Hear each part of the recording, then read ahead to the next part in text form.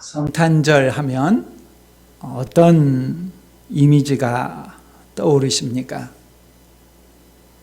아마 화이트 크리스마스 또는 캐롤송, 쇼핑하는 사람들, 또 이때쯤 되면은 늘 개봉하는 가족이 함께 보는 만화 영화, 교회라고 한다면 자녀들의 발표회, 또 새벽송, 이런 내용들이 현대 성탄절이라고 할 때 떠오르는 그런 이미지들이라고 생각이 됩니다. 원래 성탄절은 어떤 모습일까요? 성탄절은 우리가 잘 알고 있듯이 하나님의 아들이신 예수님께서 세상에 오심을 기념하며 드리는 감사 예배입니다. 마태복음 2장에 보면 예수님께서 세상에 오셨을 때에 네 가지 장소를 이렇게 기록하면서 세상에 오심에 대해서 말씀하고 있습니다. 이 네 장소는 베들레헴, 애굽, 라마, 나사렛이라고 하는 장소입니다. 이런 네 장소는 그냥 의미 없이 툭 던져진 것이 아닙니다. 우리가 방금 읽어본 것처럼 15절에 보면은 예수님께서 애굽으로부터 내 아들을 불렀다함을 이루려 하심이라. 애굽이라는 지명이 나오고 이루려 함이라고 하는 말씀이 나옵니다. 18절은 라마라고 하는 지명이 나오고 끝부분에 보면 이루어졌느니라 이렇게 말씀하고 있고요. 23절은 나사렛이라고 하는 이름이 나오고 나서 지명이 나오고 나서 끝부분에 이루려 함이러라 이렇게 말씀합니다. 이 구절들의 공통점은 이루려 한다라고 하는 표현입니다. 이 말은 예수님께서 세상에 오셨을 때 아무런 예고도 없이 갑작스럽게 등장한 것이 아니라는 것입니다.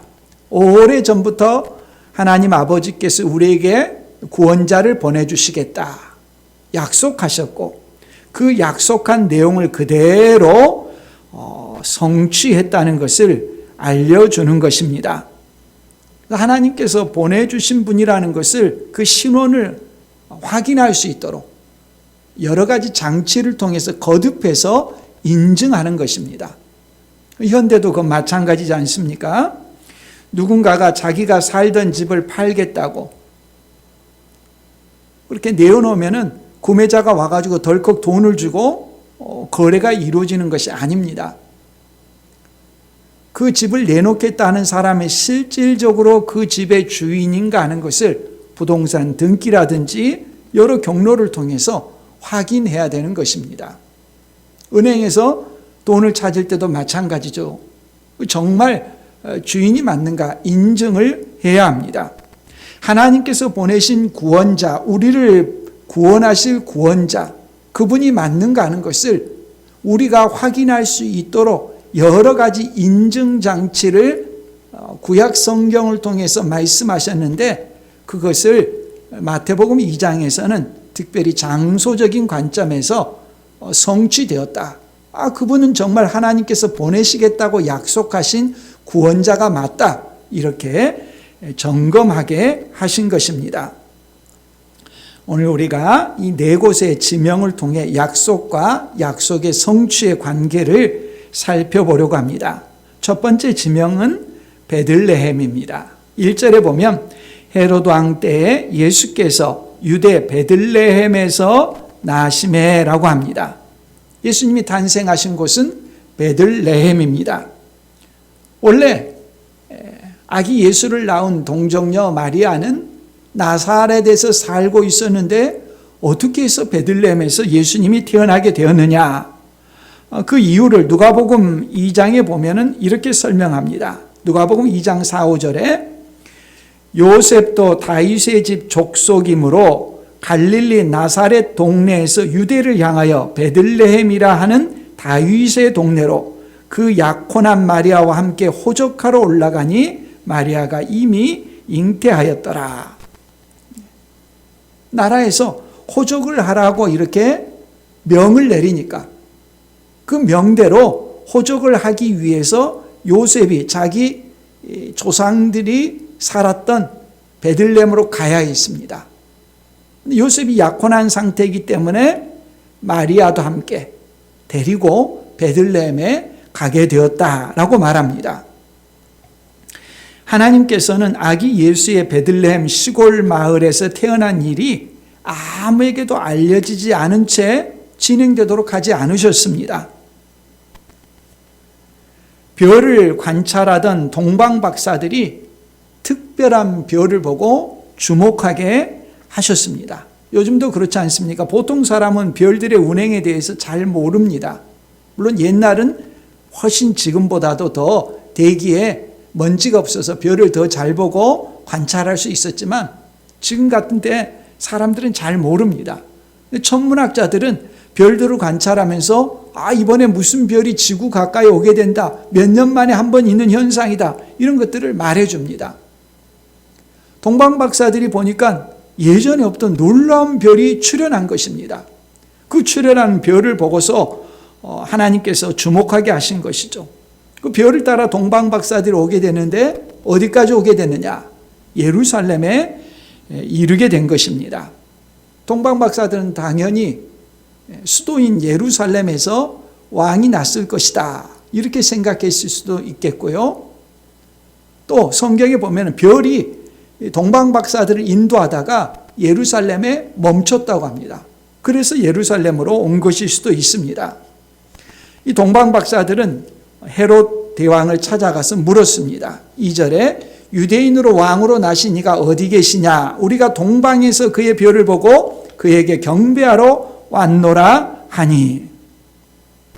이 동방박사들이 헤롯에게 이런 질문을 한 것은 당연히 헤롯이 알고 있었다고 생각한 것이 아닌가, 그렇게 추정을 할 수 있습니다. 그렇지 않고서야 왕 앞에 감히, 현직 왕 앞에서, 살아있는 권력 앞에서 왕으로 태어난 사람이 어디 있습니까? 이렇게 묻기는 어려웠을 것입니다. 그 말을 듣고 헤롯 대왕뿐만 아니라 온 예루살렘이 소동했다고 합니다. 아기 예수는 헤롯 왕가에서 태어나지 않았습니다. 몰락한 다윗 왕가에서 태어난 것이죠. 이처럼 하나님께서는 예수 그리스도를 세상에 보내실 때 아무도 알지 못하게 은밀하게 조용하게 태어나게 하신 것이 아닙니다. 동방박사들로 하여금 별을 보고 주목하고 예루살렘에 오게 하셨고, 예루살렘에서 헤롯 대왕과 신하들과 온 예루살렘이 소동할 만큼 하나님께서 약속하신 구원자가 왔다는 그 정보가 드러나게 하셨습니다. 그러자 헤롯 왕이 사람들을 소집해서 물었습니다.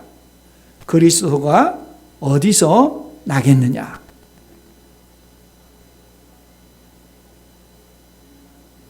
그 말을 듣고 그들이 즉각 대답을 합니다. 5절 이하에 보면 이르되 유대 베들레헴이오니 이는 선지자로 이렇게 기록된 바, 또 유대 땅 베들레헴아 너는 유대 고을 중에서 가장 작지 아니하도다. 내게서 한 다스리는 자가 나와서 내 백성 이스라엘의 목자가 되리라 하였음이니이다. 예수님은 다윗의 자손으로 오시는 것이죠. 다윗이 베들레헴 출신이니까 베들레헴 출생이 되시는 거죠. 이걸 미가 선지자가 예언했던 것입니다. 예수님이 태어나기 약 700년 더 되는 때 이 예언을 했던 것이죠. 사람들은 다 알고 있었습니다. 그리스도가 어디서 나겠느냐? 미가서 5장 2절에 베들레헴에서 난다고 했습니다. 사람들에게 이 정보가 공개되게 하셨습니다. 역사에 갑자기 출현을 해가지고 시간이 지난 다음에 유명인이 돼서 그냥 과거를 추적해보는 그런 형식이 아니라 아예 태어날 때부터서 역사의 전면에 등장하셨습니다. 다 알게 하셨습니다. 동방박사들은 그 말을 듣고 베들레헴을 찾아갔습니다. 동방에서부터 보아왔던 별이 앞서 인도를 했다고 합니다. 가다가 멈춰섰습니다. 아기 있는 곳 위에 머물러 섰습니다. 동방박사들은 아기 예수께 경배하고 보배압을 열어서 황금과 유향과 몰약을 예물로 드렸습니다. 이 예물은 그 다음에 나오는 지명인 애굽으로 도피했을 때 아마 도피 자금으로 사용이 될 것입니다.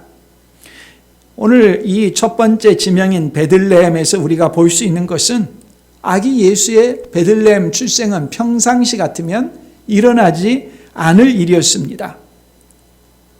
마리아가 나사렛에서 살고 있기 때문에 나사렛에서 아기를 낳았을 것입니다. 그런데 호적령이 내려서 호적령대로 호적을 신고하기 위해서 요셉이 마리아를 데리고 베들레헴에 갔던 것이죠. 그래서 베들레헴에서 예수님이 태어나게 된 것입니다. 그뿐 아니라 이것이 은밀하게 이루어지는 것이 아니라 역사의 전면에 하나님께서 미가 선지자를 통해서 약속하신 그 내용의 성취라고 하는 것을 동방박사의 입을 빌려서 헤롯 왕과 신하들에게 말하게 했고 그 결과 예루살렘이 소동할 정도였습니다. 아기 목숨이 위태로워지더라도 오래전 예언대로 그리스도께서 베들레헴에 출생하셨음을 선포하고 성취하는 것으로 보여주십니다. 약속한 내용에 대해서 인정을 해주시는 것이죠. 두 번째 지명은 애굽입니다. 헤롯은 동방박사에게 베들레헴에서 태어난 아기에 대한 정보를 자기에게 나중에 알려달라고 했습니다. 자신도 가서 경배할 테니까 동방박사가 아기를 보면은 그 장소를 자기에게 알려달라 이렇게 말한 거죠. 하지만 속셈은 다른 것이었습니다. 아기를 살해하려는 것입니다. 절대 권력은 경쟁자를 용납하지 않습니다. 미미한 싹도 허용하지 않습니다. 아기 예수가 베들레헴에 태어났다는 사실을 헤롯 왕이 들었습니다. 이제 헤롯 왕이 어떤 일을 취할 것인지 하나님은 다 알고 계시죠. 하나님은 이 사실을 알렸습니다. 어떤 일이 일어날지를 알면서도 하나님은 알리셨습니다. 그 다음에 그러면 아기 예수를 보호하기 위해서 어떤 조치를 취하실까요? 동방박사들에게 헤롯에게로 돌아가지 말라 꿈으로 알려줬습니다. 그 꿈을 따라서 동방박사들은 헤롯 왕에게 들르지 않고 왔던 길과 다른 길로 자기들의 고국으로 돌아갔습니다. 그 다음에 동방박사들이 떠난 다음에 주의 사자가 요셉에게 꿈으로 또 다른 사실을 알려줬습니다. 헤롯이 아기를 죽이려고 하니까 빨리 아기를 데리고 주의 천사가 알려줄 그때까지 애굽으로 가서 피해 있으라는 것입니다. 그 말을 듣고 요셉은 신속하게 꿈을 꾸는 그 밤중에 아기와 마리아를 데리고 애굽으로 떠났습니다. 전능하신 하나님께서 아기 예수를 보호하기 위해서 취하시는 이 방법이 어쩌면 너무도 이상할 정도로 의아할지 모릅니다. 아니, 하나님은 전능하신 분인데 반대자들 그냥 일거에 쓸어버리면 되지. 왜 그렇게 도망가는 그런 방식을 택하는가? 오늘도 하나님께서 역사하실 때 세상에 악이 횡행할 때 그 악들을 단번에 일거에 제거하지 않습니다. 하나님의 방식은 자기 백성을 그냥 보호하시는 방식입니다. 부둥켜 안거나 그냥 폭풍우가 지나갈 때 그 폭풍으로부터 잠시 피하게 해주는 그런 방식일 때가 많습니다. 아기 예수도 그랬습니다. 그러면 예수님께서 애굽으로 간 것은 어떤 의미를 갖는 것일까요? 15절에 보면 헤롯이 죽기까지 거기 있었으니 이는 주께서 선지자를 통하여 말씀하신 바 애굽으로부터 내 아들을 불렀다 함을 이루려 하심이라.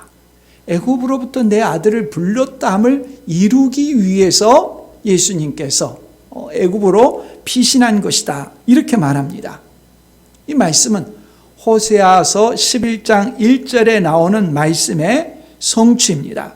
호세아서 11장 1절에는 뭐라고 되어 있느냐? 이스라엘이 어렸을 때에 내가 사랑하여 내 아들을 애굽에서 불러냈거늘. 이 말씀을 호세아서 읽으면은 이게 아기 예수가 온다는 예언이었단 말이야? 아마 이렇게 생각할 것입니다. 아기 예수는, 하나님의 구원자는 이렇게 온다, 이런 말이 직접 표현이 되어 있지 않거든요. 그렇다면 호세아 11장 1절의 성취로서 애굽으로부터 내 아들을 불렀다는 말씀, 마태가 인용한 것은 어떤 의미일까요? 예언과 성취는 크게 두 가지로 볼 수 있습니다. 하나는 직접적인 것이고 다른 하나는 간접적인 것입니다. 직접적인 것은 선지자가 직접 예언하고 그 예언한 내용을 말씀 그대로 성취하는 것입니다. 그게 금방 알 수 있어요. 앞서 첫 번째 경우에 미가서 5장 2절에 그리스도는 베들레헴에서 태어난다고 예언이 되어 있습니다. 그렇게 예언이 되어 있기 때문에 그냥 그대로 성취하면 되는 것입니다. 이게 직접적인 예언입니다. 그런데 간접적인 방식이 또 있습니다. 간접적인 방식이 뭐냐? 그것은 역사적인 인물이나 사건이나 제도가 있는데, 구약에 나오는 역사적인 사건이나 인물이나 제도가 신약에 성취될 것을 보여준다라고 하는 그런 방식입니다. 조금 더 설명이 필요합니다. 이런 성경 해석 방식을 뭐라고 하냐면 예표론 또는 유형론 또는 모형론, 이런 그 해석의 방식의 이름이 있습니다. 영어로 하면 타이폴로지라고 하는데요. 예를 들어 먼저 인물을 예로 들어보겠습니다. 로마서 5장하고 고린도전서 15장에 나오는 예죠. 어떤 예인가 하면은 첫째 아담, 그 다음에 둘째 아담, 또는 첫째 아담, 마지막 아담, 이런 표현이 나옵니다. 구약 성경을 읽어보면은 아담이 어떤 예언의 대상이라고 하는 그런 의미를 우리가 찾아보기 힘듭니다. 그런데 로마서 5장 5장에 보면은 이 아담을 예표다라는 표현을 씁니다. 아담은 오실 자의 예표다. 정확하게 이렇게 표현이 되어 있습니다. 그래서 첫째 아담이 에덴 동산에서 실패해서 모든 사람에게 죄와 비참한 처지에 이르게 되고 모두가 다 죽게 되었습니다. 이와 같이 둘째 아담이 세상에 오셔서 그가 하신 일이 그를 믿는 모든 하나님의 백성들에게 넘쳐납니다. 죄 용서함을 받고 하나님의 자녀가 되고 영원한 생명을 얻습니다. 첫째 아담은 뭐냐? 인물로서 오실 그리스도를 예표하는 사람입니다. 첫째 아담이 무슨 그 아담과 관련한 어떤 예언이 있는 것이 아닙니다. 그런데 신약 성경은 이 첫째 아담을 예표로 해서 둘째 아담이 그 아담의 부족한 면을 완전히 성취하는 분으로 그려지는 것입니다. 인물의 경우 그렇습니다. 또 예를 들면 제도도 그렇죠. 히브리서가 그런 부분이 많이 나와 있습니다. 구약의 제도 가운데 제사 제도라든지 성막이라든지 이것이 의미하는 것이 뭐냐? 신약시대 히브리서에 보면은 예수 그리스도가 그 모든 것의 완성이다라고 말합니다. 구약시대 이스라엘 백성들은 실제 제사 제도를 통해서 죄 용서함의 의미가 무엇인가를 알고 죄 용서함을 받았죠. 그렇게 그들은 제사 제도를 알고 있었고 성전을 그런 의미로서 활용을 했습니다. 근데 그것의 진정한 의미가 뭐냐? 그건 예표고 진정한 것은 예수 그리스도다. 예수 그리스도에 와서 우리의 죄가 완전히 용서함을 받았다. 예수 그리스도께서 대제사장이고 예수 그리스도가 자기 자신을 단번에 영원한 제물로 드리셨다. 깨닫는 것이죠. 이렇게 인물이라든지 제도라든지 또 하나가 뭡니까? 이제 우리가 살펴보는 사건입니다. 사건도 예표가 가능합니다. 그러면 어떤 사건을 지금 호세아 11장은 말하고 있습니까? 바로 출애굽 사건입니다. 출애굽 사건. 우리가 얼핏 보게 되면 출애굽 사건은 그냥 일어난 사건, 끝난 사건으로 생각되지 않습니까? 그렇지 않은 거예요. 이스라엘 백성들이 출애굽했습니다. 노예 상태에서 해방되었습니다. 그리고 그들이 가나안 땅에 들어서 가나안 땅을 차지했습니다. 이거 완결되고 끝난 것입니까? 아니에요. 나중에 보니까 이스라엘 백성들은 주님의 말씀에 불순종해서 나라를 잃고 바벨론의 포로로 끌려갔습니다. 포로로 끌려갔다가 다시 돌아왔어요. 그 후손들이 지금 예수님 때까지 살아오고 있습니다. 바로 직전 시대만 해도 많은 사람들이 알렉산드리아로 피신했어요. 애굽의 알렉산드리아는 유대인들이 굉장히 많이 살았습니다. 다수가 유대인들이었어요. 그래서 그들이 70인역이라고 하는 히브리어 성경을 그리스어 성경으로 번역하는 일도 했습니다. 히브리어를 알지 못하니까요. 이 말은 무슨 말인가 하면 구약시대 이스라엘 백성이 출애굽한 사건이 완결되고 완성된 사건이 아니라는 것입니다. 첫째 아담이 실패했던 것처럼 출애굽한 이스라엘 백성들의 모습은 하나의 예표라는 것입니다. 이스라엘 백성이 종살이하는 데서 해방되어지는 것이고 진정한 실체는 뭐냐? 예수 그리스도께서 자기 백성들을 죄의 속박으로부터 구원해내시는 것이다. 이것이 진정한 완성이다라고 하는 걸 보여주는 것이라는 것입니다. 호세아서 11장 1절 말씀을 성취하는 것이 도대체 뭔 의미지? 그것은 예표적인 의미입니다. 예표론적인 해석인 것이죠.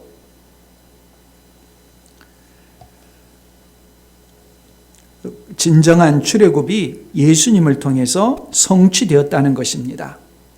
예수님이 애굽에서 나오실 때 예수님만 나오신 것이 아니라 예수님의 생애 가운데 하나님의 택하신 백성들이 다 내포되어서 그들이 다 구원을 받는다는 것을 의미하는 것이죠. 그리고 예수님이 변화산에서 제자들에게 말씀하실 때 예수님께서 제자들에게 별세하실 것을 말씀하신다는 표현이 나옵니다. 이 별세라고 하는 그리스어가 뭐냐면 엑소도스입니다. 출애굽이죠. 헤롯이 죽은 다음에 주의 사자가 요셉에게 헤롯이 죽었다는 것을 알려줬습니다. 이제 애굽 땅을 떠나 이스라엘에 들어가게 됩니다. 마태복음 2장 20절 이하에 보면 일어나 아기와 그의 어머니를 데리고 이스라엘 땅으로 가라. 아기의 목숨을 찾던 자들이 죽었느니라 하시니 요셉이 일어나 아기와 그의 어머니를 데리고 이스라엘 땅으로 들어가니라 했습니다. 과거 출애굽한 이스라엘 백성이 실패했던 자리에서 예수 그리스도께서 아기 예수지만 자기 백성을 다 내포하고 대신해서 출애굽을 하시는 것입니다. 그런 의미의 성취가 이루어진 것이다 라고 하는 것을 알려줍니다. 예표로는 대단히 중요한 해석입니다. 함부로 남용해서는 안 됩니다. 우리는 쉽게 사용하려고 해서는 안 됩니다. 성경에서 신약 성경이 이런 예표론적인 해석을 한 것들을 중심으로만 우리가 받아들여야 됩니다.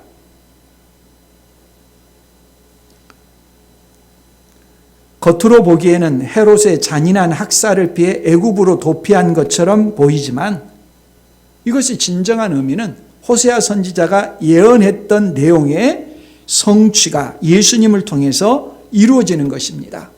구약시대 이스라엘 백성의 출애굽이 하나의 모형이었고 진정한 실체는 예수님께서 자기 백성을 출애굽시키는 것입니다. 죄의 속박으로부터 해방시키는 것을 바로 애굽으로 피신했다가 다시 나오는 모습을 통해서 과정을 통해서 보여주시는 것이죠.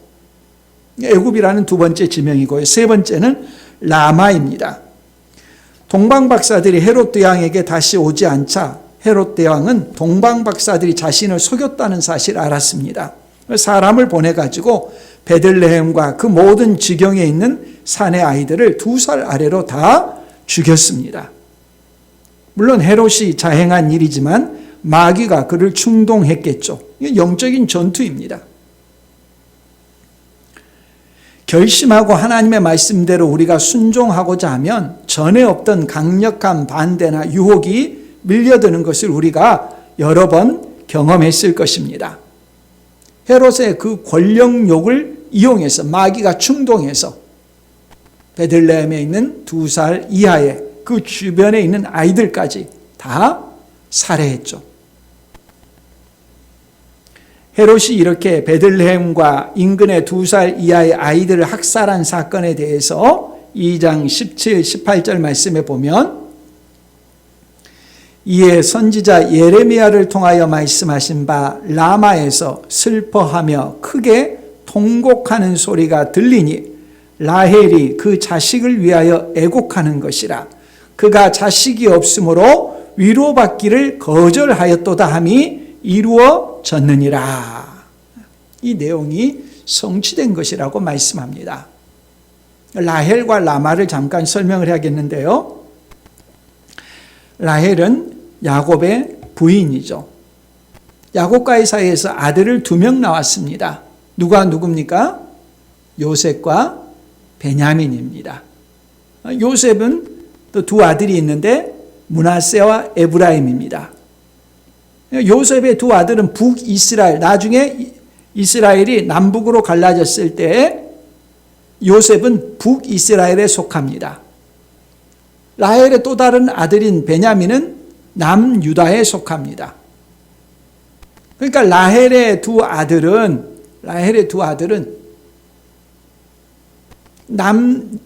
남유다와 북이스라엘에 속하니까 야곱의 부인들 가운데 남유다와 북이스라엘에 모두 속한 이 라헬이 이스라엘의 어머니와 같은 위치에 있었던 것입니다. 이 라헬이 통곡하며 울었다는 것은 이스라엘을 대표해서 울었다는 말과 같습니다. 라마는 어떤 곳이냐? 라마는 북이스라엘과 남유다의 경계선에 놓여 있습니다. 북이스라엘도 되고 남유다도 되는 그런 곳입니다. 라마는 역사적으로 어떤 곳인가 하면 바벨론이 쳐들어와 가지고 남유다를 망하게 하고 거기는 중요한 인물들을 포로로 끌고 가고자 할 때 라마를 직결지로 했습니다. 자기의 자식들이 라마에서 바벨론으로 끌려간다는 사실을 알았을 때 그 자리는 어떤 자리였겠습니까? 헤어짐 때문에 어머니들의 통곡의 눈물의 자리였겠죠. 다시는 볼 수 없구나, 이렇게 인생이 끝나는구나, 통곡하는 자리였겠죠. 라마에서 어머니들을 대표한 라헬이 자식을 위해서 애곡한다라고 하는 그런 의미가 되는 것이죠. 바로 이 울음에는 먼 훗날 베들레헴에서 자기의 자식들이 살해당해서 헤롯에 의해서 2살 이하의 아이들이 살해당한 그 고통을 창자가 끊어지는 부르짖음을 하는 울부짖는 어머니들의 고통이 포함되어 있다는 의미입니다. 그런데 예레미야 말씀의 인용은 여기서 끝나서는 안 됩니다.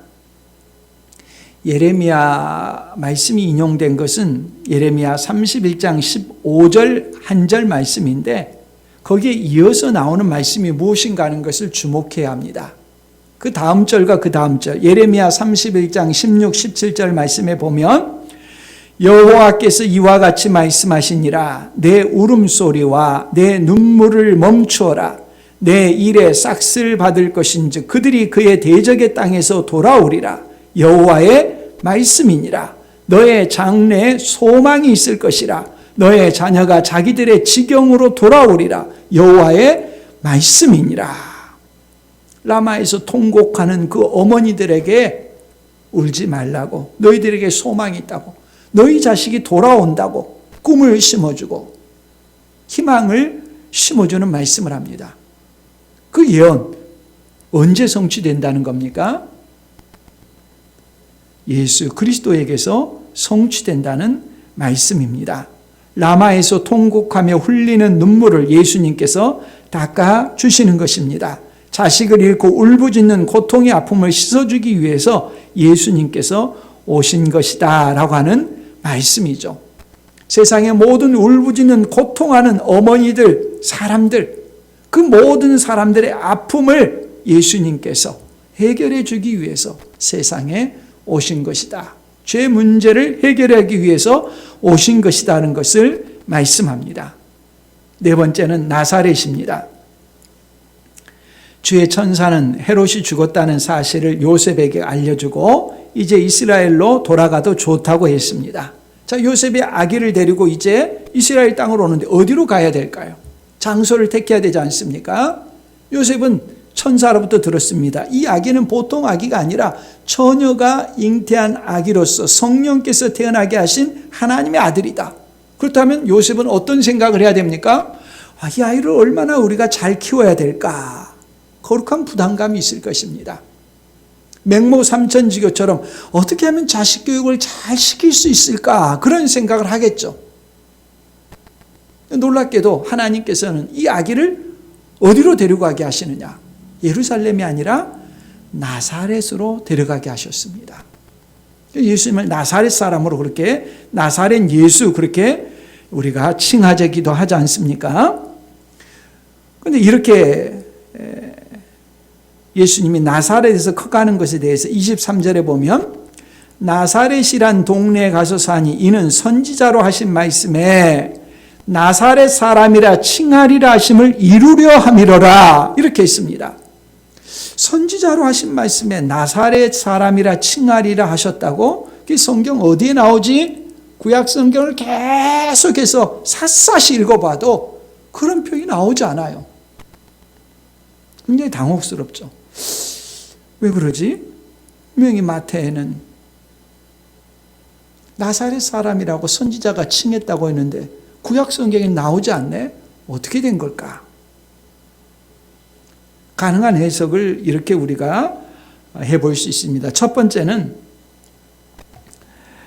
이사야 11장 1절 말씀입니다. 아마 성경에 보면 이 표현에 있어서 관주가 붙어서 이사야 11장 1절 말씀을 찾아보게 되어 있을 것입니다.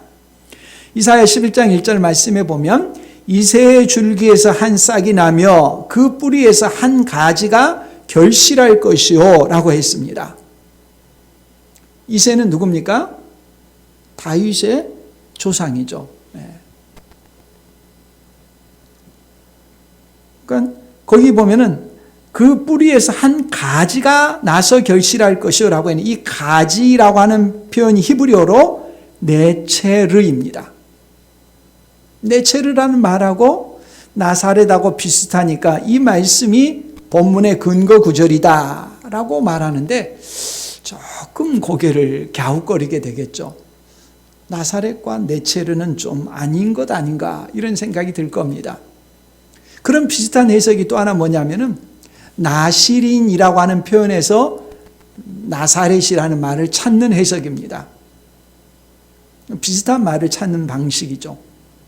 그렇게 구약에 예언되어 있다고 사람들이 생각하는 것입니다. 또 다른 해석의 방법이 있는데요. 그것은 무엇인가 하면 구약에 기록되지 않은 선지자의 말이라는 것입니다. 선지자가 분명히 이 말을 했는데 구약 성경에 기록되지 않았다. 근데 기록되지 않은 것을 성령께서 마태에게 알려주셨다는 것입니다. 사실 이런 방식은 드물지만 성경에 분명히 있습니다.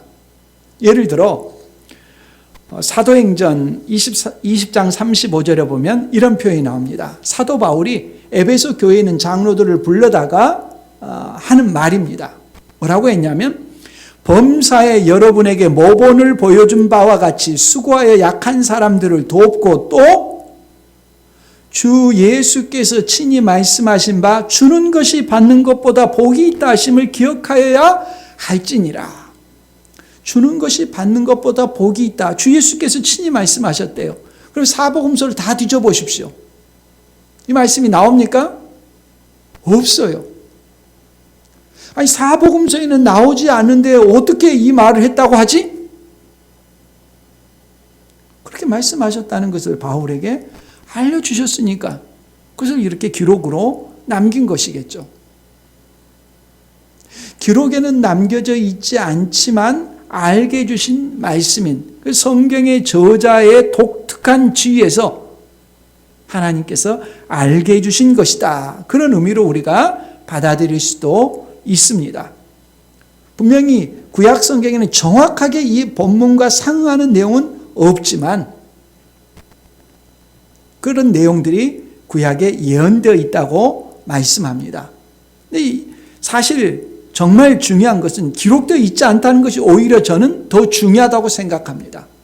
왜 중요한가? 예수님께서 태어나신 나사렛이라는 장소는 아예 구약 성경에서 이름이 안 나옵니다. 여호수아에 보면 정복하면서 땅 이름들이 얼마나 많이 나옵니까? 그렇게 많고 많은 사람들이 살아가는 장소들이 있는데 나사렛이라는 마을은 전혀 나오지 않습니다. 다른 말로 하면 깡촌입니다. 깡촌. 그런 곳에서는 전혀 인물이 나올 수 없다라고 생각할 만한 장소입니다. 또 실제로 그 장소에는 구약 전체를 통해서 한 명도 유명한 사람이 배출된 적이 없습니다. 그런 장소로 하나님께서 예수님을 보내셨다는 거죠. 그게 사실은 저는 요점이라고 생각을 합니다. 마을이 없어서가 아니라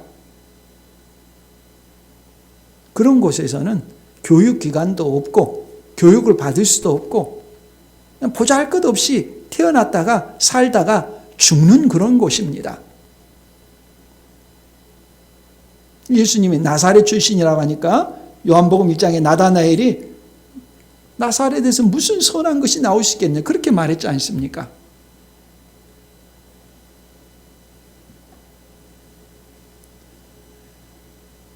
아무도 주목하지 않고 그런 곳에서 자라나서는 소망을 가질 수 없다고 생각하는 곳에서 그곳으로 하나님께서는 예수님을 보내고 자라게 하셨습니다.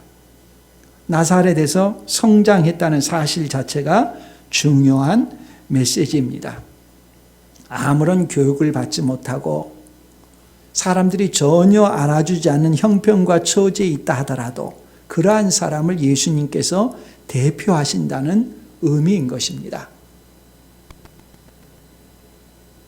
자기의 어떤 배경을 자랑하는 사회 속에서 전혀 그렇지 않은 예수님을 하나님의 아들로서 나사렛이라는 이름으로 보여주시는 것입니다. 놀라운 것이죠. 근데 이런 지명에 보면 계시의 특징이 드러나는 것 같아요. 계시는 분명히 성경을 통해서 다 알려집니다. 베들레헴과 같아요. 베들레헴에 나셨다. 예루살렘이 알고 헤롯이 알고 그냥 소동을 일으킵니다. 다 알려졌어요. 그러나 비밀입니다. 나사렛과 같습니다. 아무에게도 알려지지 않고 택한 사람들에게만 알려지는 것입니다.